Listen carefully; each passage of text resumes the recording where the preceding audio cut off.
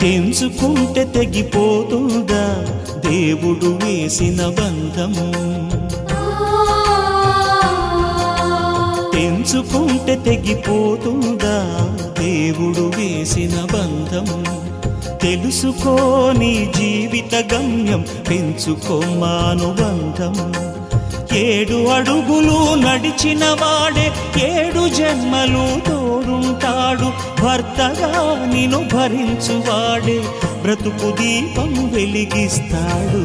అతని హృదయం నాటి చరామి, అగ్నిహోత్రమే అందుకు హామీ.